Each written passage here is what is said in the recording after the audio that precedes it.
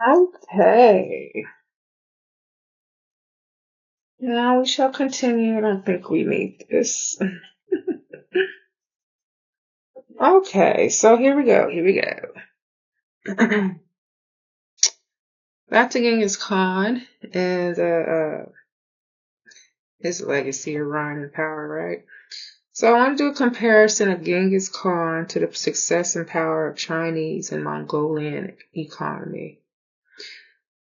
And of course, Neptune and Aries, It's when this transit took place. It was a transit of Neptune and Aries when the Chinese had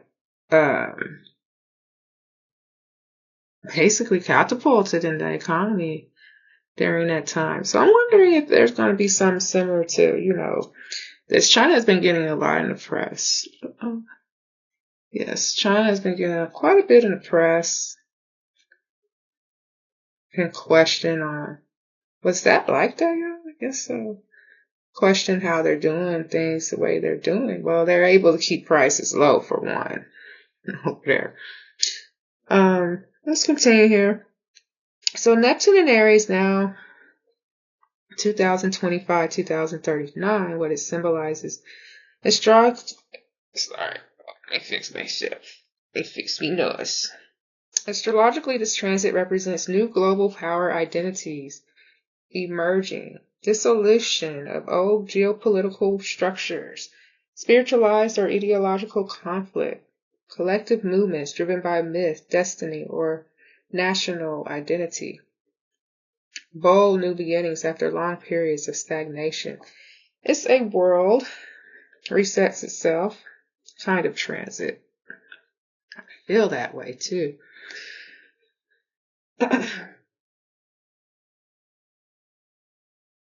And that's why people look back to the early 1200s for symbolic parallels. So do China and Mongolia echo Genghis Khan's era under this transit?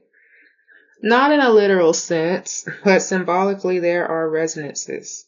Below here I put across a thematic comparison that stays grounded in real-world dynamics while exploring the archetypal layer. So number one, reassertion of identity and power. Genghis Khan from 1206 to 1219. Oh gosh, my voice cracking. Unified tribes. I got to get my water. Unified tribes into a new political identity. Asserted a bold expansionist vision. Modern China and Mongolia, Neptune and Aries era. China is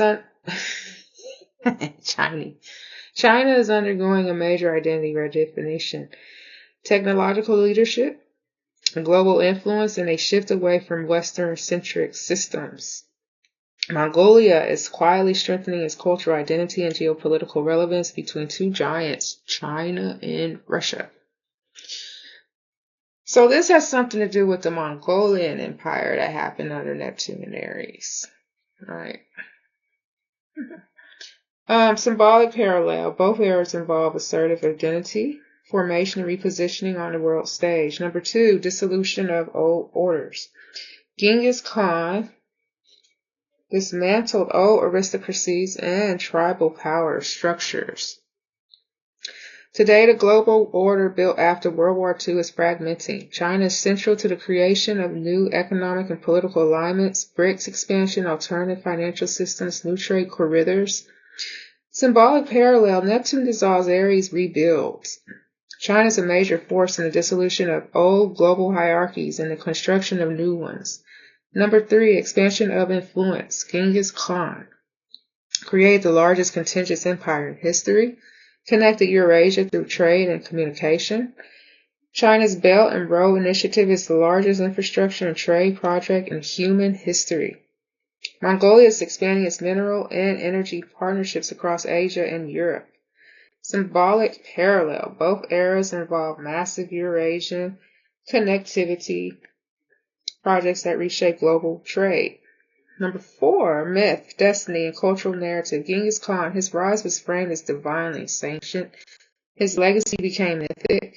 Today, China's national narrative emphasizes historical destiny, rejuvenation, and cultural continuity. Mongolia is reclaiming Genghis Khan as a unifying cultural symbol. Symbolic parallel. Neptune and Aries amplifies mythic identity, heroic narratives, and civilizational destiny. Number 5, power through reorganization. Genghis Khan reorganized society into a meritocratic, mobile, efficient system. Isn't that something similar to what's going on today? So today, China is reorganizing global supply chains, technological ecosystems, and economic alliances. Mongolia is restructuring its economy to reduce dependency and increase strategic autonomy. Symbolic parallel, both eras show power emerging through structural reorganization, not just military force. So do China and Mongolia have Genghis level influence under this transit? Not in the sense of conquest, but symbolically, yes. China is one of the primary architects of a new global order. Mongolia is reasserting cultural and strategic identity in ways that echo its historical legacy. Both nations sit at the heart of Eurasia just as they did in the 1200s.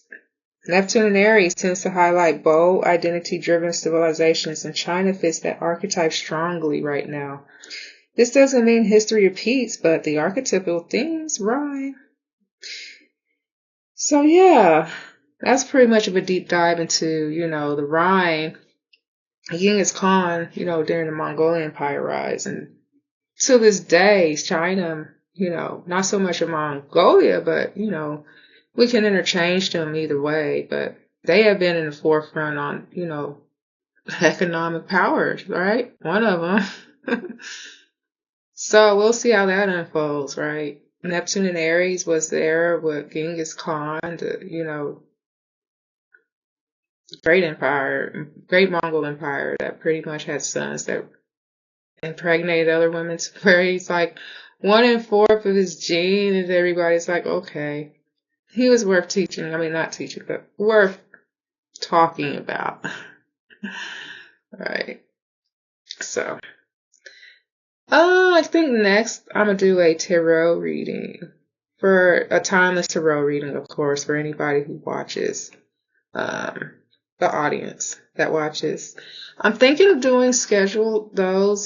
So basically I'll be on here Monday, Tuesday, and I'll have Wednesday off, Thursday, and have Friday off, and be on here Saturday. So the days I'll be off will be Wednesday, Friday, and Sundays.